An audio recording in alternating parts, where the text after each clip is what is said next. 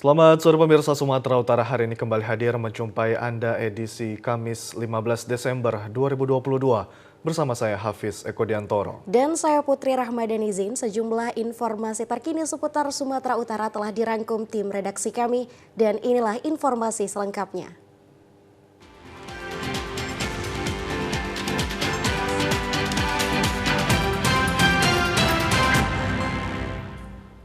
Pemirsa, Kejaksaan Negeri Mandailing Natal menahan 2 tersangka korupsi dana lanjutan pembangunan tribun stadion lapangan sepak bola di Desa Sarak Matua yang bersumber dari dana APBD pada tahun 2015 silam. Kejaksaan Negeri Mandailing Natal menahan 2 tersangka korupsi selama 20 hari ke depan. Kedua tersangka yang memakai rompi warna pink tersebut merupakan tersangka korupsi dana lanjutan pembangunan tribun stadion lapangan sepak bola di Desa Sarak Matua, Kecamatan Panyabungan, Kabupaten Mandailing Natal sebesar 230 juta lebih yang bersumber dari dana anggaran pendapatan belanja daerah pada tahun 2015. Korupsi yang dilakukan kedua tersangka yang berperan sebagai kontraktor dan direksi lapangan. Selain kedua tersangka, satu tersangka lagi belum ditahan kejaksaan akibat tersangka masih menjalani hukuman di Lembaga Permasyarakatan kelas 2B Panyabungan. Hukuman ini yakni adanya dugaan tindak pidana korupsi pembangunan lanjutan Tribun A Stadion Kabupaten Mandailing Natal yang bersumber dari APBD Kabupaten Mandailing Natal tahun anggaran 2015, yaitu tersangka inisial AL dan tersangka inisial MIEL.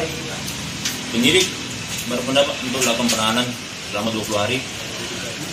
Dan pada kesempatan ini juga kami sampaikan adanya potensi kerugian negara ya, sebesar 224.710 rupiah. Pemirsa, lebih dari sepekan terakhir banjir di Serdang Bedagai semakin meluas. Saat ini sudah 8 kecamatan yang terdampak banjir, sebanyak 52.044 jiwa dan 14.000 kepala keluarga. Jumlah ini juga bisa bertambah. Hal tersebut disampaikan Kepala Badan Penanggulangan Bencana Daerah Kabupaten Sergai, Fritz Damani, kepada awak media baru-baru ini. Berdasarkan data dari BPBD Sergai, ada 8 kecamatan yang terdampak banjir, yaitu Kecamatan Seirampah 16.675 jiwa dan 4.683 kepala keluarga yang meliputi Desa Pergulaan, Seirampah, Rambung Sialang Estate, Cempedak Lobang, Pematang Ganjang, Firdaus, Seirejo, dan Desa Silau Rakyat. Sementara itu Kecamatan Perbaungan tercatat 3.206 jiwa dan 788 kepala keluarga yang meliputi Desa Seibulu, Citaman Jernih, Simpang 3 Pekan, Sejenggi, Melati 2, Kota Galuh. Di Kecamatan Dolok Masihul yaitu Desa Pardomuan tercatat 150 jiwa dan 40 kepala keluarga. Kecamatan Tebing Tinggi tercatat 4.209 jiwa serta 927 kepala keluarga, meliputi Desa Meriah Padang, Payapagas, Payalombang serta Desa Seipriok. Selain itu Kecamatan Teluk Mengkudu tercatat 1.047 jiwa serta 927 kepala keluarga. Kecamatan Tanjung Beringin merupakan yang terparah, terdampak banjir tercatat 19.352 jiwa serta 5.125 kepala keluarga yang meliputi diantaranya Desa Pekan Tanjung Beringin, Pematang Cermai, dan Desa Tebing Tinggi. Serta Kecamatan Bandar Kalipa meliputi Desa Juhar serta Desa Bandar Tengah. Kepala BPBD Fritz Damanik menghimbau masyarakat agar tetap waspada mengingat cuaca di Serdang Bedagai masih cenderung hujan. Hujan yang turun selama 3 hari mengakibatkan banjir dan merendam pemukiman warga di Kabupaten Deli Serdang dengan ketinggian air mencapai setengah meter. Hujan yang tidak kunjung reda selama beberapa hari terakhir menyebabkan sejumlah wilayah di Kabupaten Deli Serdang terendam banjir, seperti yang terjadi di Desa Sarangburung, Kecamatan Pantai Labu, Kabupaten Deli Serdang. Terlihat pemukiman warga tergenang air dan masuk ke dalam rumah, mengakibatkan aktivitas warga menjadi terganggu. Salah seorang warga, Wagium, mengatakan Banjir yang terjadi akibat hujan yang sudah 2 hari tidak berhenti dan mengakibatkan pemukiman warga tergenang dan hingga saat ini belum surut. Warga hanya bisa pasrah, perabotan di dalam rumah ikut terendam. Sejumlah rumah warga yang terendam banjir saat ini sudah mendapat bantuan dari pemerintah desa Sarangburung. Kalau apa ini memang sering, setiap tahun lah memang, setiap tahun banjir. Tapi ini yang paling besar, biasanya nggak gini kali. Soalnya gimana ya, supaya cepat kering, biar supaya enak untuk bekerja di rumah pun kan. Tengok gini tidur pun, mana bisa mungkin tidur kan. Tadi malam udah mulai kepayahan tidur, semua air. Sementara itu, Kepala Desa Sarangburung Katimin mengatakan banjir yang terjadi di wilayah ini disebabkan intensitas curah hujan yang tinggi sehingga air menggenang dan masuk ke rumah warga. Banjir ini terjadi karena curah hujan yang sangat deras, ditambah diperparah lagi kiriman dari desa-desa sebelah yang tempatnya agak tinggi. Kebetulan kita ini tempatnya memang agak rendah dibanding desa lain menuju muara laut. Banjir ini sudah terjadi lebih kurang 3 hari. Hari ini hari ketiga, ya, hari ketiga. Jadi keadaannya seperti inilah nampaknya. Hujan deras sepanjang hari beberapa pekan terakhir mengakibatkan sejumlah fasilitas sekolah terendam air. Salah satunya Sekolah Dasar 025973, Kelurahan Binjai Estate, Kecamatan Binjai Selatan, Kota Binjai. Beginilah suasana belajar mengajar yang dialami para siswa dan guru selama musim penghujan.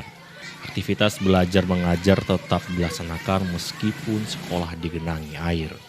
Setiap hari para siswa harus memakai sepatu basah karena genangan air masuk hingga ke dalam kelas. Menguras dan membersihkan air sudah menjadi kebiasaan murid selama hujan agar suasana belajar tetap nyaman.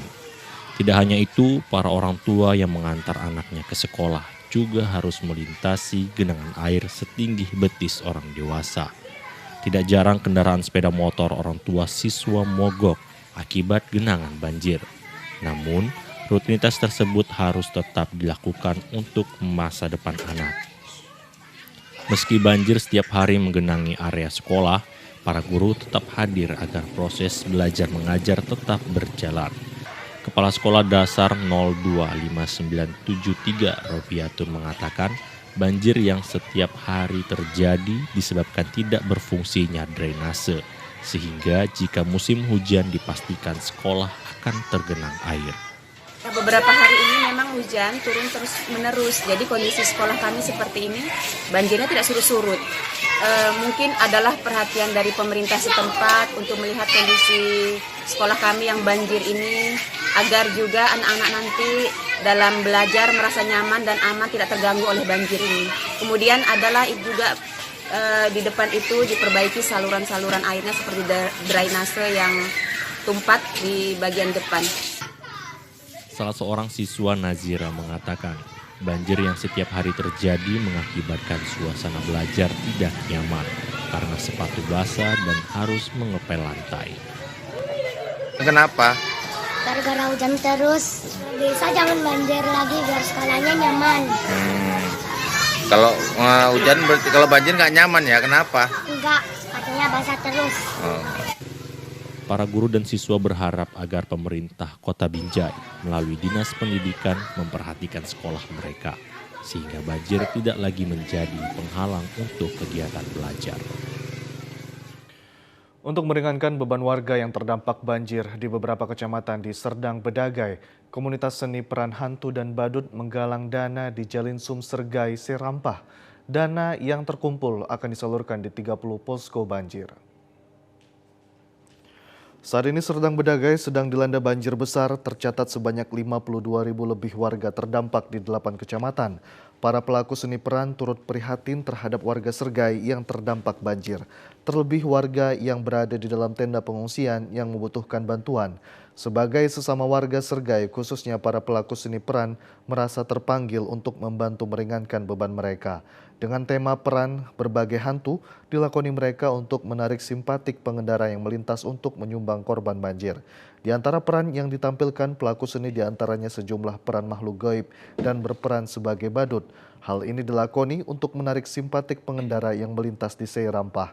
Salah seorang penggalang dana, Susan, mengatakan dari penggalangan dana tersebut akan dikumpulkan dan disalurkan ke 30 posko yang ada di Serdang Bedagai untuk meringankan beban warga yang berada di tenda pengungsian banjir. Kami membuka donasi korban banjir yang sedang berdagai khususnya ya. Hanya ini yang kami minta membantu buat para penyalurnya. Terima kasih banyak. Sedang berdagai ada kurang lebih 30 posko Pak. Terima kasih. Ini pamerannya ada segala hantu Pak ya. Ada sundel bolong, ada tuyul suster ngesot, pocong. Pemirsa, longsor yang terjadi di Jalan Lintas Mereksi di Kalang perbatasan Kabupaten Karo Dairi mengakibatkan 1 unit truk tangki terseret dan masuk ke jurang. Mengakibatkan supir truk meninggal dunia, namun jenazah belum bisa dievakuasi akibat lokasi yang sulit dan terjal. Intensitas curah hujan yang tinggi mengakibatkan longsor di Jalan Lintas Mereksi di Kalang, tepatnya di kawasan perbukitan penatapan 2 Desa Pengambatan, Kecamatan Merek, Kabupaten Karo, perbatasan Kabupaten Dairi. Longsor yang terjadi pada Selasa malam menyebabkan 1 unit truk tangki CPO terseret dan masuk ke jurang sedalam 50 meter. Kejadian ini menyebabkan supir truk meninggal terhimpit kabin truk, namun hingga Rabu sore kemarin jenazah korban masih belum bisa dievakuasi akibat lokasi yang sulit dan juga terjal. Kanit Laka Polres Tanah Karo Ibda Tina mengungkapkan evakuasi korban sulit dilakukan karena membutuhkan peralatan dan tim rescue yang berpengalaman untuk melakukan evakuasi. Basarnas dan petugas gabungan masih dikerahkan untuk proses evakuasi korban.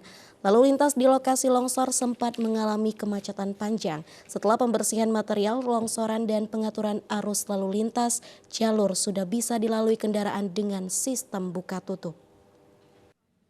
Pada hari Selasa tanggal 13 Desember 2022, tepatnya pukul 21.00 WIB, yang terjadi antara di penatapan 2 antara wilayah hukum Tanah Karo dengan Dairi. Jadi di sana itu terjadi hujan deras sehingga mengakibatkan tanah longsor. 1 unit mobil CPO jatuh ke longsoran, jadi sampai saat ini masih kita evakuasi. Ya pemirsa, beragam informasi aktual yang akan kami hadirkan sesaat lagi. Tetaplah bersama kami di Sumatera Utara hari ini.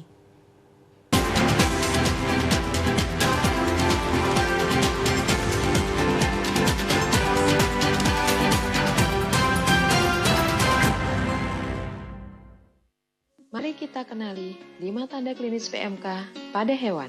Yang pertama, munculnya lepuh pada lidah dan gusi. Yang kedua, air liurnya berlebihan. Yang ketiga, hilangnya nafsu makan. Yang keempat, adanya lepuh dan luka pada kuku. Bahkan kuku bisa terlepas. Yang kelima, pada kondisi parah, hewan tidak bisa berdiri. Demi keselamatan ternak Anda, ayo mari kita lakukan vaksinasi PMK. Hubungi petugas peternakan setempat. Terima kasih. Kita patut bersyukur seiring tingginya angka vaksinasi dan kasus COVID-19 yang sudah menurun di Kota Medan. Saatnya bangkit membangun Medan sebagai kota kolaborasi dengan terus menjaga solidaritas serta menghadirkan sukacita untuk keluarga dan masyarakat. Natal berkah bagi sesama dan bagi semesta.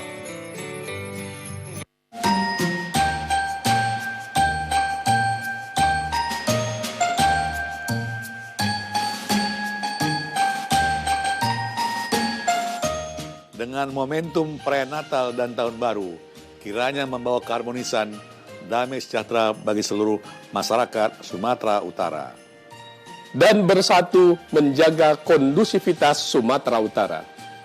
Untuk mewujudkan harapan kita masyarakat Sumatera Utara. Selamat Hari Natal 25 Desember 2022 dan selamat Tahun Baru 1 Januari tahun 2023.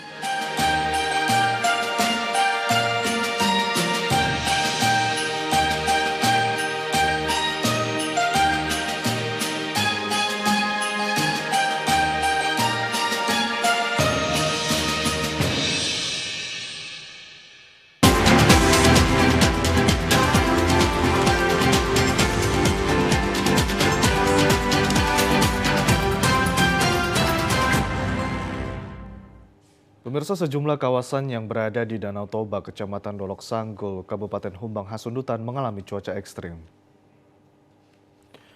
Seperti halnya di daerah Kecamatan Dolok Sanggul, Kabupaten Humbang Hasundutan mengalami hujan deras disertai angin kencang dan berkabut di sepanjang Jalinsum.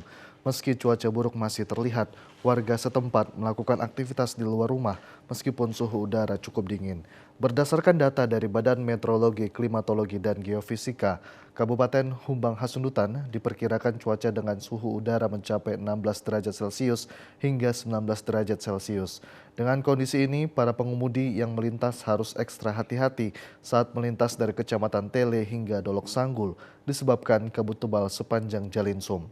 Meskipun hujan deras dan angin kencang disertai kabut di seputaran Kabupaten Humbang, namun sejauh ini belum ditemukan dampak ataupun kecelakaan lalu lintas akibat cuaca ekstrim tersebut. Salah seorang warga, Johannes Yahaan, mengaku saat ini warga lebih memilih berada di rumah jika tidak memiliki keperluan penting.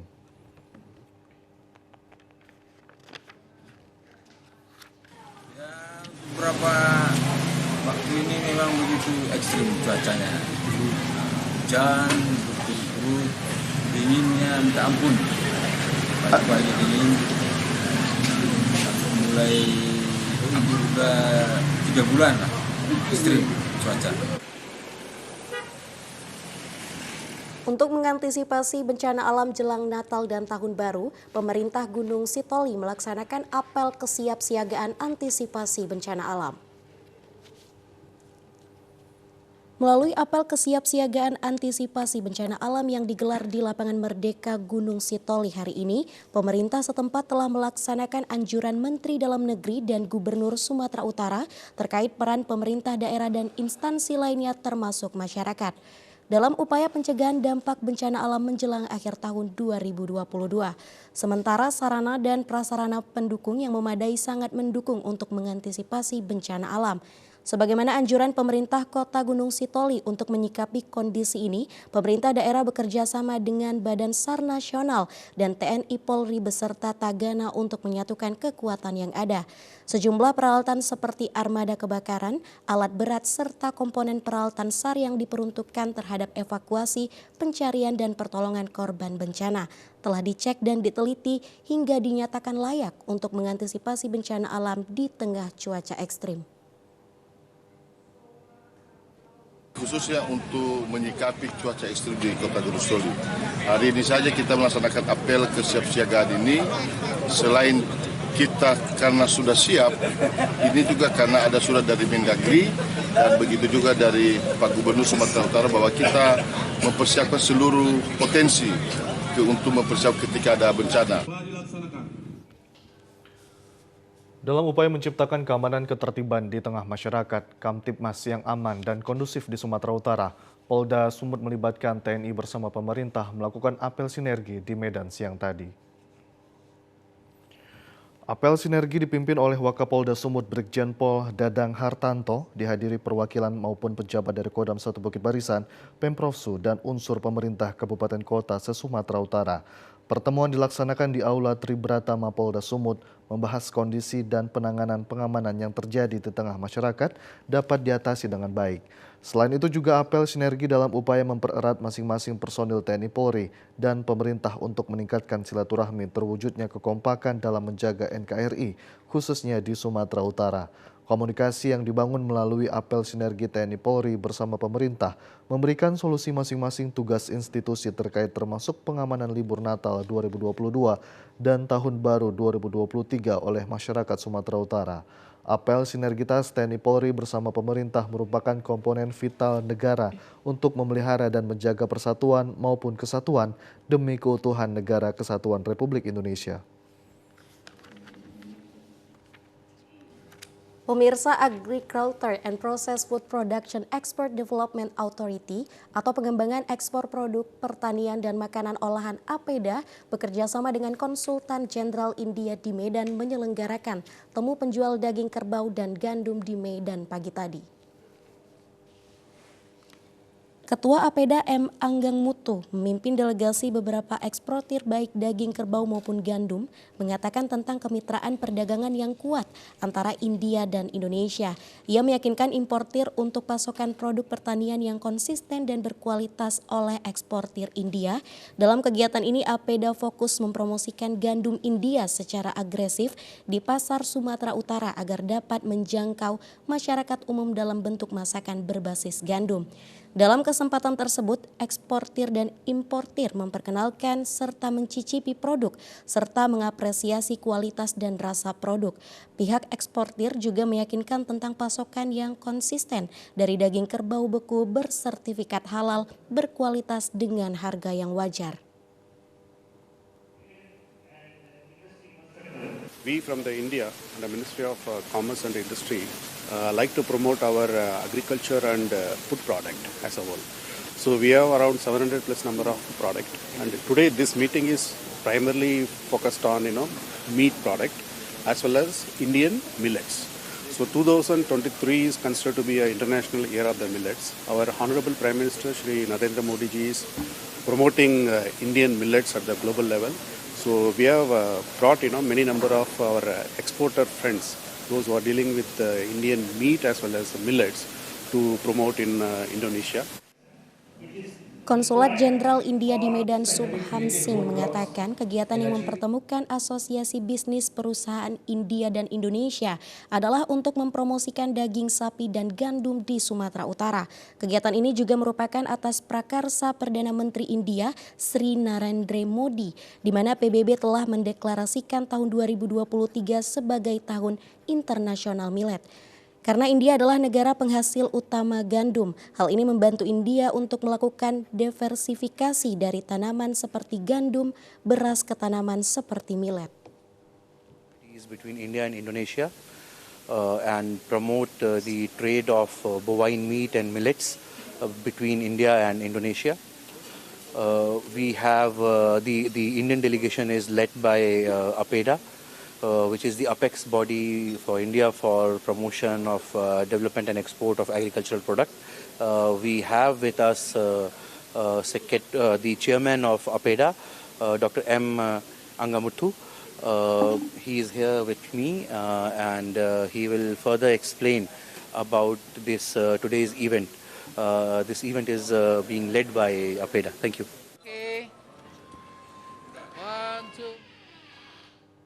Sementara itu pemirsa, menghadapi libur Natal dan Tahun Baru 2023, Dinas Perhubungan Provinsi Sumatera Utara menyiapkan 1.400 tiket bagi masyarakat yang ingin mudik Nataru 2022 secara gratis.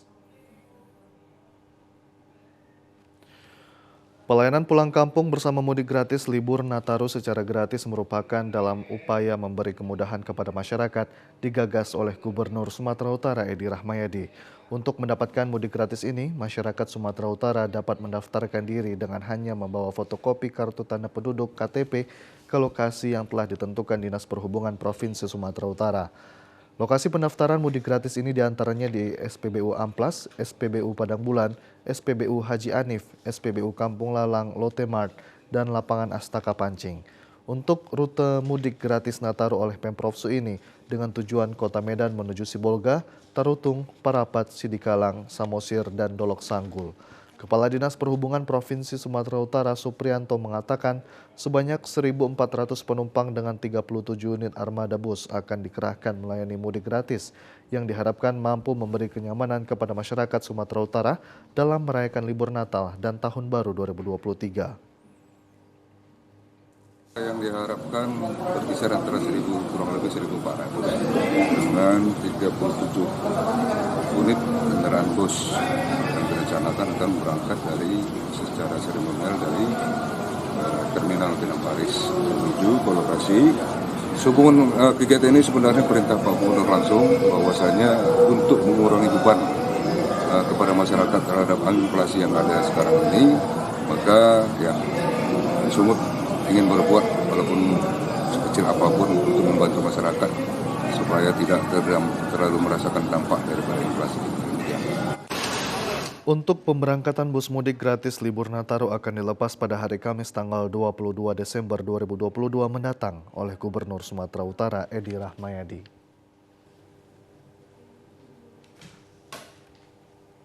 Pemirsa, kami akan segera kembali dengan sejumlah informasi. Tetaplah bersama kami.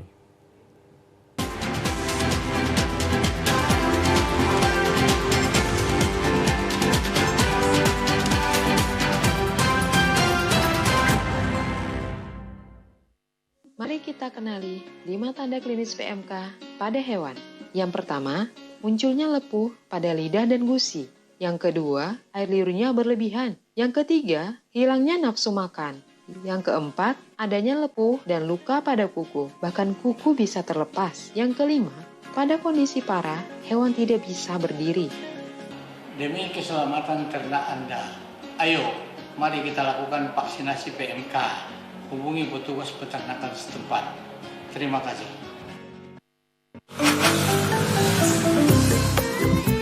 Mari Pak. Mari. Iya, ini masih kawan air. Wangi banget Bu. Enak. Ya, mana cukup.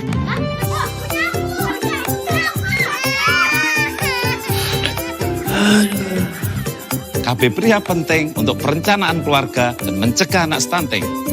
Pria ber-KB itu keren. Kita patut bersyukur seiring tingginya angka vaksinasi dan kasus COVID-19 yang sudah menurun di Kota Medan. Saatnya bangkit membangun Medan sebagai kota kolaborasi dengan terus menjaga solidaritas serta menghadirkan sukacita untuk keluarga dan masyarakat. Natal berkah bagi sesama dan bagi semesta.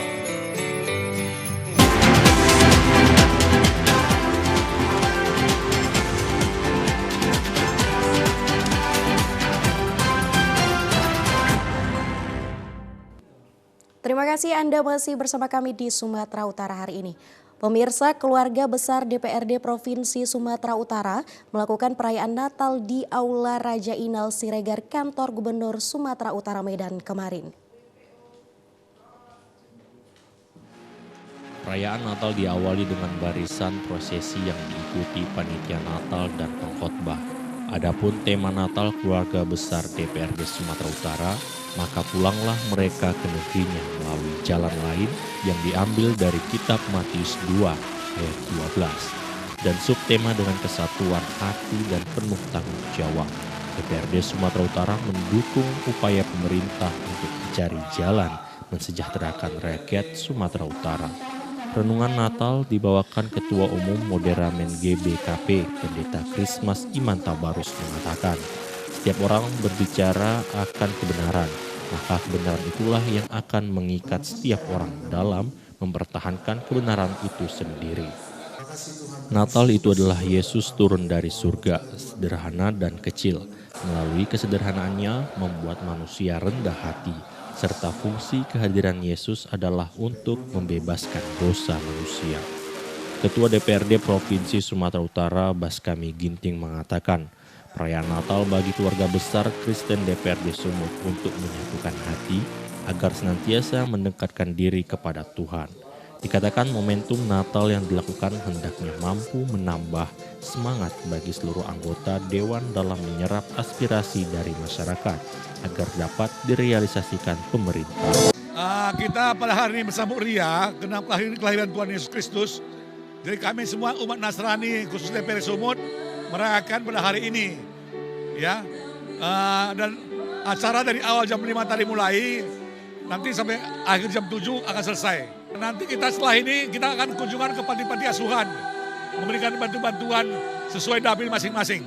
Kita harus tingkatkan kasih itu harus ditanamkan kepada masyarakat. Itu pesan Kristus bagi kita, ya. Kita ini wakil rakyat, kita harus melayani masyarakat seutuhnya, ya. Sambutan Gubernur Sumut yang dibacakan Sekda Prof. Arif Sudarto Trinugroho menyampaikan agar bulan Natal ini dimaknai seluruh umat Kristen untuk saling mengasihi. Sekda mengatakan legislatif dan eksekutif merupakan lokomotif untuk menjaga kerukunan umat beragama, karena dengan terciptanya kerukunan umat beragama, kesejahteraan masyarakat di Sumut dapat diwujudkan. Dan legislatif inilah lokomotif tadi ya, untuk mempertahankan harmonisasi, kemajemukan, keberagaman ini dalam satu harmoni, dalam satu gerak kesatuan. Karena apapun agama kita, apapun asal dari kita, semua kan satu sebenarnya. Ya, bagaimana kita mewujudkan masyarakat Sumatera Utara ini lebih sejahtera, ya, maju, aman dan bermartabat. Sebelum perayaan Natal sudah dilakukan berbagai kegiatan, mulai dari pemberian bantuan ke panti asuhan dan penyelenggaraan PES Parawi. Ya, pemirsa, kita beralih ke informasi lainnya. 2 pekan jelang libur Nataru, 7.000 tiket kereta api di Medan sudah dibeli pemudik. PT Kereta Api Indonesia Divisi Regional Sumatera Utara menyediakan 47.000 tiket untuk libur Nataru. PT Kereta Api Indonesia Regional Sumatera Utara telah membuka angkutan libur Natal dan Tahun Baru kepada masyarakat yang ingin membeli tiket kereta api untuk persiapan libur Natal dan Tahun Baru telah tersedia di stasiun Kota Medan. Masa angkutan Natal dan Tahun Baru akan dimulai pada 22 Desember 2022 hingga 8 Januari 2023. Jumlah total perjalanan kereta api selama Natal dan Tahun Baru tersedia 36 perjalanan lokal maupun antar kota. Untuk masa angkutan libur Nataru antar kota tersedia 6 perjalanan kereta api Sri Bilah tujuan Rantau Perapat dan 6 perjalanan kereta api Putri Deli tujuan Tanjung Balai. Sementara untuk perjalanan kereta api lokal Siantar Express 2 tujuan Siantar dan 20 perjalanan kereta api Sri Lela Wangsa tujuan Medan Binjai PP. Total ketersediaan tempat duduk untuk masa angkutan Nataru pada tahun ini adalah sejumlah 47.000 tempat duduk. Pemesanan tiket saat ini selama masa angkutan Tahun Baru kurang lebih sudah ada 20% ya dari total tempat duduk yang tersedia. Ya, sampai saat ini telah terjual sejumlah kurang lebih 7.000 ya, dari total 47.000 kurang lebih 20% ya dari total tempat duduk yang tersedia. Kepala Stasiun Regional 1 Sumatera Utara Tri Ferry Hudi Utomo mengatakan total ketersediaan tempat duduk masa angkutan libur Natal dan Tahun Baru sebanyak 47.000. Hingga hari ini tiket kereta api sudah terjual sebanyak 7.000 tiket. Pihaknya menghimbau masyarakat untuk tetap disiplin protokol kesehatan, tetap menjaga jarak dan memakai masker. Menjelang Natal dan Tahun Baru 2023, Dinas Perindustrian dan Perdagangan Provinsi Sumatera Utara bersama Polda Sumut melakukan pemantauan harga bahan pokok di sejumlah pasar di Kota Medan. Dinas Perindustrian dan Perdagangan Provinsi Sumatera Utara bersama Polda Sumut melakukan pemantauan harga bahan pokok di sejumlah pasar di Kota Medan. Salah satunya di Pasar Raya MMTC Jalan William Iskandar. Dari hasil pemantauan, sejumlah bahan pokok mengalami kenaikan. Hal itu disebabkan faktor cuaca buruk yang terjadi di Kota Medan sejak seminggu terakhir. Salah satu yang mengalami kenaikan yaitu harga ayam potong dan cabai merah. Untuk harga ayam potong yang semula hanya Rp28.000 per kilogram, naik menjadi Rp35.000 per kilogram. Sementara untuk harga cabai merah hanya mengalami kenaikan sekitar Rp4.000 hingga Rp5.000. Perwakilan Disperindak Sumut Mugiono mengatakan kenaikan harga bahan pokok khususnya ayam potong dikarenakan curah hujan yang cukup tinggi dalam beberapa hari terakhir sehingga permintaan dari pedagang ke peternak ayam dibatasi. Namun Mugiono memastikan stok bahan baku lainnya untuk 15 hari ke depan masih mencukupi. Dari keseluruhan tadi yang kita pantau, ada kenaikan tapi nggak signifikan. Stok aman. Ya. Sampai dengan 15 hari ke depan stok aman. Ya kan? Jadi yang agak naik daging ayam. Yang tadinya harga 29 sekarang harga 35. Nah, ini terjadi seminggu ini aja. Tapi mudah-mudahan ke depan pasokan cukup, tidak terjadi lonjakan harga yang signifikan. Sementara itu pemirsa, Komisi Pemilihan Umum KPUD Kabupaten Toba melaksanakan kegiatan penataan daerah pemilihan dapil dan alokasi kursi anggota DPRD Kabupaten Toba. Kegiatan ini dihadiri ratusan undangan dari berbagai organisasi, lembaga dan awak media. Penataan dapil dan alokasi kursi sesuai amanat Undang-Undang Nomor 7 Tahun 2017 dan Peraturan KPU Nomor 3 Tahun 2022 tentang tahapan dan jadwal penyelenggaraan pemilihan umum tahun 2024. Dengan memperhatikan prinsip kesetaraan nilai, ketaatan pada sistem pemilu yang proporsional, penataan pemilihan daerah jumlah kursi dilakukan untuk menampung pendapat dari masyarakat. Selain itu, kegiatan uji publik ini dilaksanakan KPU Kabupaten Toba untuk mendapat masukan pemangku kepentingan lainnya terhadap rancangan penataan alokasi kursi. Uji publik juga untuk menyusun dan mengelola penataan dapil atau lokasi kursi. KPU Kabupaten Toba menjelaskan dan memaparkan tata cara pembagian jumlah kursi yang proporsional. Komisioner KPU Toba, Henry M. Pardosi mengatakan, saat ini Kabupaten Toba memiliki 30 kursi DPRD dan 5 dapil, seperti Dapil 1 Kecamatan Balige dan tampahan sebanyak 50.795 pemilih. Dapil 2 Ajibata, Lumban Julu, Uluan dan Bonatua lunasi sebanyak 36.967 pemilih, serta Dapil 3 Pintu Pohan Meranti Porsea, Siantar Narumonda dan Parmaksian sebanyak 42.701 pemilih. Sementara itu Dapil 4 Habinsaran, Borbor dan Nasau sebanyak 36.614 dan Dapil 5 Laguboti, Silain dan Sigumpar sebanyak 46.847. Jumlah kursi atau anggota DPRD Kabupaten Toba terbanyak berasal dari Dapil 1 dan 2 sebanyak 7 DPRD, sementara Dapil 6 sebanyak 5 DPRD. KPU dalam menentukan jumlah pemilih sudah bekerja sama dengan Dinas Catatan Sipil yang akurat. Kegiatan ini dilaksanakan selama 3 hari mulai 14 hingga 16 Desember 2022 untuk mendengarkan pendapat dan masukan dari berbagai lembaga, organisasi, serta tokoh masyarakat. Tentang kegiatan hari ini, kita sangat berterima kasih karena LSM, jurnalis, dan ormas yang ada di masyarakat di Kabupaten Toba ini memberikan masukan dan kontribusi yang sangat besar. Inilah yang kita syukuri hari ini. Kita nanti akan rangkum semua dan kita lebih mudah mengambil keputusan apakah kita memilih 5 dapil atau 3 dapil di Kabupaten Toba ini.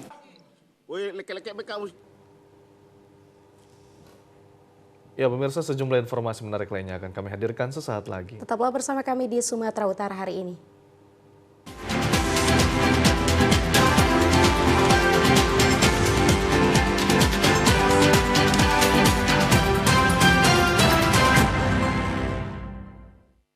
Mari kita kenali 5 tanda klinis PMK pada hewan.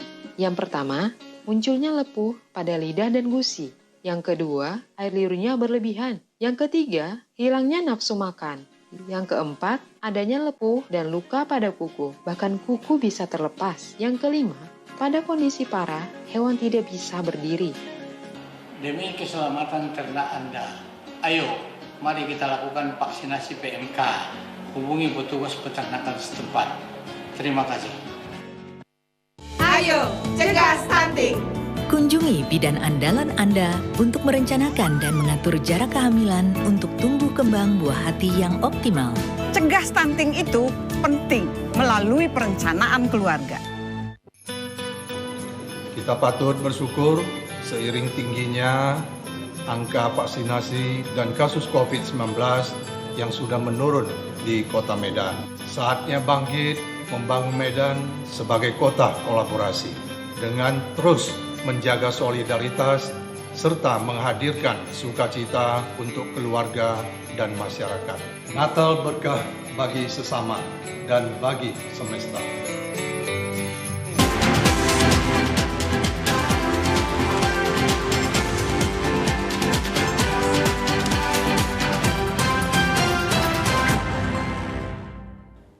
Pemirsa, dalam rangka memperingati Hari Juang TNI Angkatan Darat tahun 2022, Korem 023 Kawal Sumatera menggelar bakti sosial sunatan massal. Kegiatan bakti sosial sunatan massal dalam rangka peringatan Hari Juang Tentara Nasional Indonesia Angkatan Darat tahun 2022 ini disambut antusias warga. Peringatan Hari Juang TNI Angkatan Darat diselenggarakan Korem 023 Kawal Sumatera di depan halaman kantor Koramil Panyabungan. Peserta sunatan massal ini awalnya hanya 70 orang, bertambah 2 kali lipat dari data sebelumnya. Tingginya antusias warga yang mengikuti sunatan massal, para petugas kesehatan TNI tetap melayani warga yang ikut mendaftar. Para peserta sunat massal mendapatkan santunan dan juga kain sarung.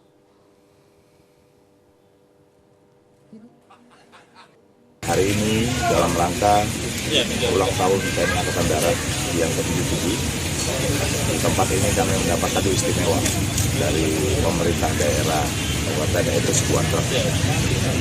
Kami doakan mudah-mudahan hadiah ini menjadi amal ibadah dari pemerintah daerah, menjadi amal jariah. Di Hari Juang TNI AD ini, pemerintah daerah Kabupaten Mandailing Natal mengibahkan 1 unit mobil operasional kepada TNI. Petugas aparat kepolisian dan Camat Medan serta Koramil Belawa dilempari batu, botol pecahan kaca, dan petasan saat memisahkan kelompok tawuran di Belawan malam tadi.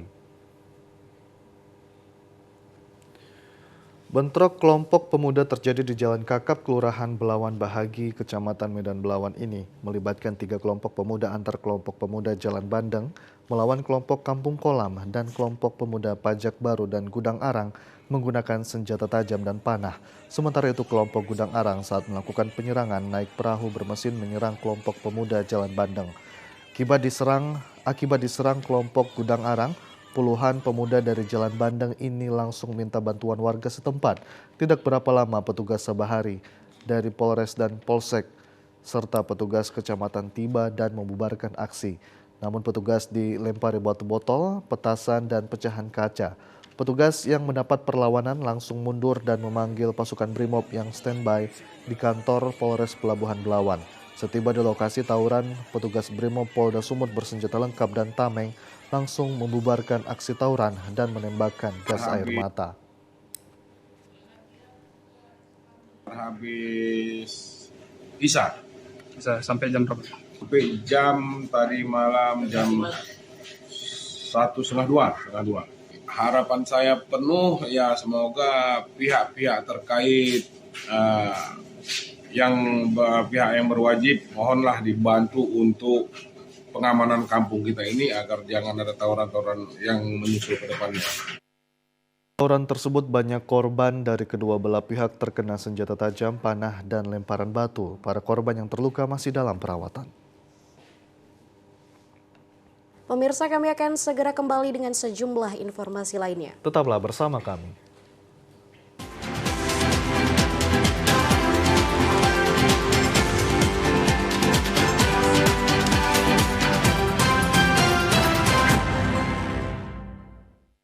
Mari kita kenali 5 tanda klinis PMK pada hewan.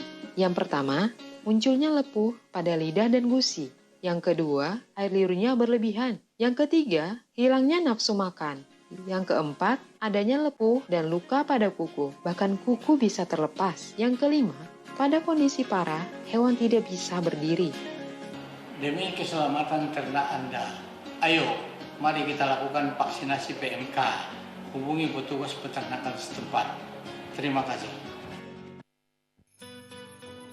Kita patut bersyukur seiring tingginya angka vaksinasi dan kasus COVID-19 yang sudah menurun di Kota Medan. Saatnya bangkit membangun Medan sebagai kota kolaborasi dengan terus menjaga solidaritas serta menghadirkan sukacita untuk keluarga dan masyarakat. Natal berkah bagi sesama dan bagi semesta.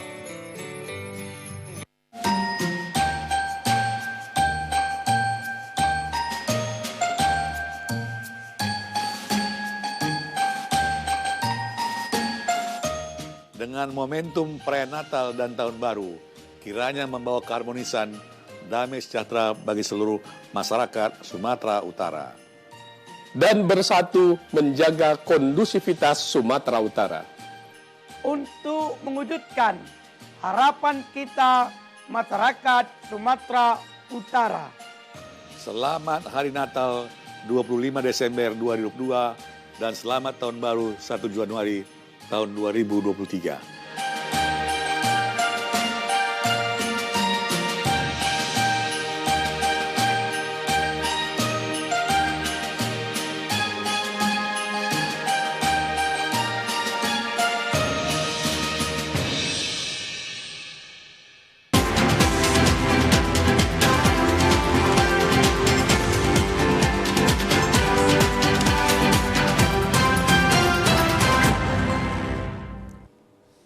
Pemirsa, meski sebelumnya harga ayam potong sempat mengalami kenaikan, namun saat ini harga ayam potong di pusat Pasar Horas dan Pasar Dwi Kora Kota Pematang Siantar turun Rp2.000 hingga Rp3.000 per kilogramnya.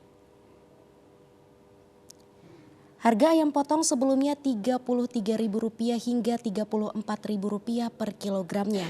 Saat ini turun menjadi Rp31.000 hingga Rp30.000 per kilogram. Salah seorang pedagang ayam potong di pusat Pasar Horas Kota Pematang Siantar, Khairul Azmi mengatakan turunnya harga ayam potong ini membuat omset penjualan para pedagang meningkat karena masyarakat lebih memilih untuk membeli ayam potong daripada ikan yang saat ini harganya jauh lebih mahal dikarenakan minimnya pasokan ikan karena musim penghujan. Khairul Azmi menambahkan omset penjualan ayam potong mampu mencapai 200 kg setiap hari. Hari biasanya hanya 80 hingga 90 kg per hari.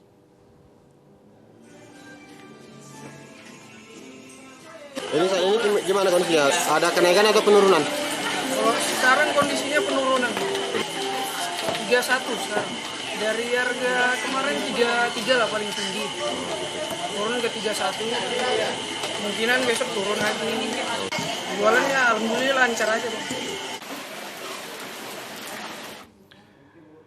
Ya pemirsa, seekor buaya muara sepanjang 3 meter terpaksa dievakuasi dari rumah warga yang terendam banjir di Desa Firdaus, Kecamatan Serampah, Serdang Bedagai, dengan alasan untuk menjaga keselamatan warga sekitar. Beginilah suasana ketika seekor buaya muara sepanjang 3 meter dievakuasi dari dalam rumah warga yang terendam banjir di Desa 9 Desa Firdaus, Kecamatan Serampah. Warga sekitar dan pemilik buaya saling bergotong royong memindahkan buaya muara ini ke dalam mobil pick-up. Alasan pemindahan dikarenakan khawatir jika sewaktu-waktu buaya tersebut lepas dan mengancam keselamatan orang lain, apalagi di tengah kondisi banjir saat ini. Tampak seluruh badan buaya diikat oleh petugas. Bagian kepala juga ditutup menggunakan sebuah karung. Diketahui buaya tersebut berada di dalam bak belakang rumah sang pemilik yang bernama Bambang. Buaya ini pun memiliki nama panggilan Toha. Awalnya peliharaan orang tua Bambang yang gemar memelihara binatang buas, diantaranya ular, buaya, dan hewan lainnya. Namun yang tinggal saat ini hanya buaya. Dulunya buaya tersebut ketika masih berukuran beberapa sentimeter dibawa dari Pekanbaru. Hingga saat ini Bambang pun meneruskan memelihara hewan reptil bertubuh besar ini selama 20 tahun sampai panjangnya berukuran 3 meter. Awalnya gimana tuh Pak, kok bisa ada miara buaya? Almarhum ayah saya Pak Musin, ya kan. Ya memang senang lah sama binatang-binatang. Ya terutama ular, ada monyet, ya kan, burung. Ya semua itu udah nggak ada, buaya. Tinggal buaya. Nah, tinggal buaya lah. Sementara itu, Camat Serampah mengatakan proses evakuasi merupakan kerjasama antara Forkopimda Kabupaten Sergai. Buaya tersebut berjenis buaya katak atau sinilo.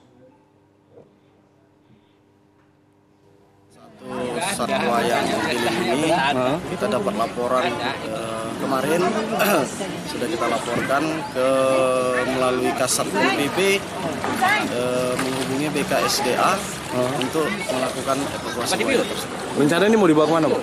Ya, ini kita serahkan sama BKSDA. Buaya muara tersebut sudah diantar langsung oleh pemiliknya ke BKSDA Provinsi Sumatera Utara di Kota Medan dan akan berada ke penangkaran buaya dalam waktu dekat.